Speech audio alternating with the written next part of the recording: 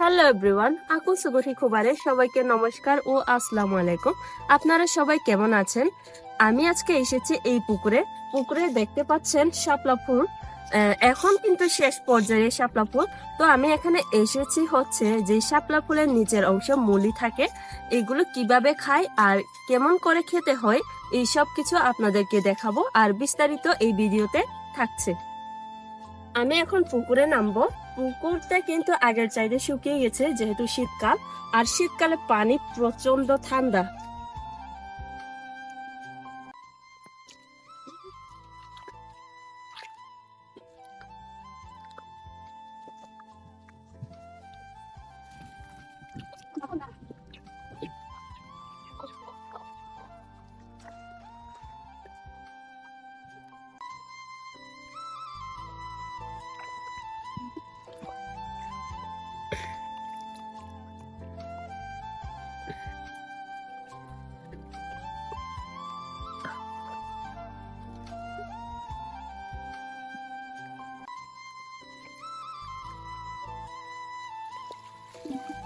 এই যে দেখতে পাচ্ছেন আমি তুলে ফেলেছি, শিকড় সহ উঠে আসছে।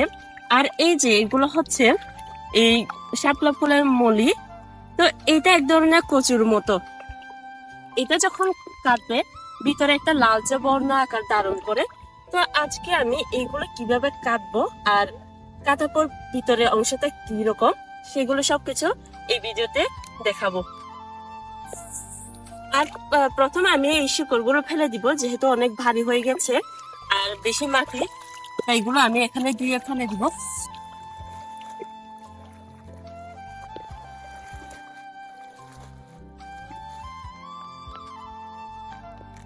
এখানে আমি শিকড়গুলো ফেলে শুধু এই শাপলা ফুলের মলিগুলো নিব।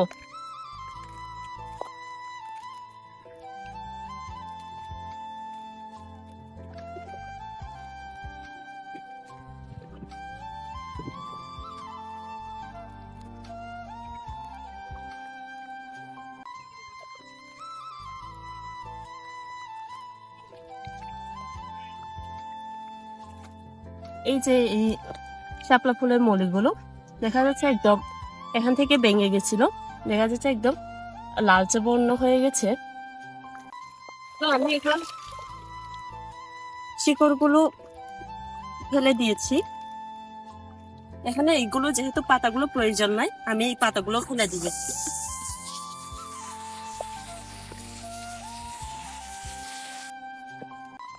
শাপলা ফুলের একটা মলি থাকলে হয়ে যায়, মানে একটা থেকে অনেকগুলো শাপলা ফুল হয়।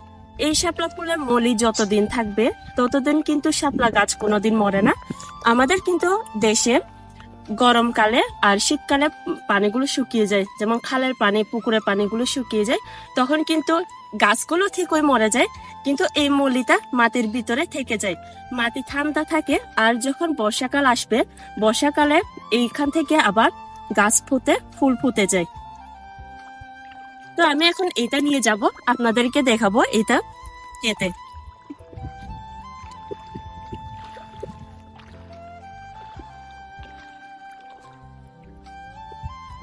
দেখতে পাচ্ছেন এই মুলিতে মধ্যে কালো কালো দেখেন দড়ির মতো কতগুলো। আমি এগুলো এখন পুকুরের পানিতে ধুয়ে ফেলবো।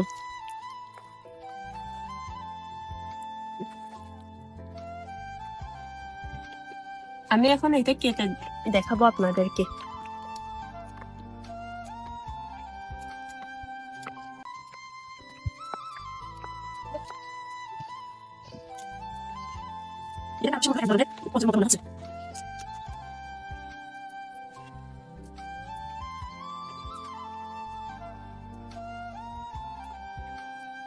আমার এটা কিন্তু বেগুনের আকার ধারণ করছে, কারণ শাপলা ফুল অনেক ধরনের হয়ে থাকে। যেমন সাদা শাপলা ফুলগুলো কিন্তু যখন ওই সাদা শাপলা ফুলের মুলিগুলো কাটবে তখন কিন্তু লাল বর্ণ হয়, আর আমাদেরটা হচ্ছে লাল, তাই এগুলো বেগুনি আকার ধারণ করছে। একদম স্পষ্ট দেখা যাচ্ছে, দেখেন বেগুনি আকার।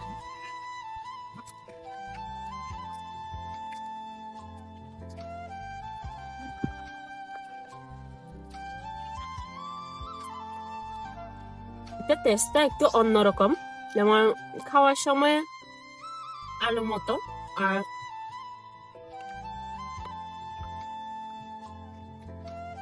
শাপলা ফুলের গন্ধও আছে।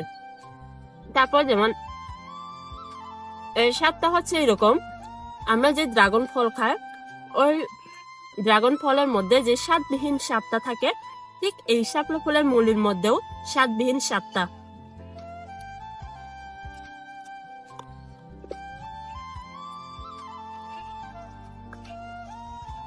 তো আজকে এই পর্যন্ত। সবাই ভালো থাকবেন, সুস্থ থাকবেন, আর আমার পেজটা ফলো দিয়ে চ্যানেলটা সাবস্ক্রাইব করে দিবেন। টাটা।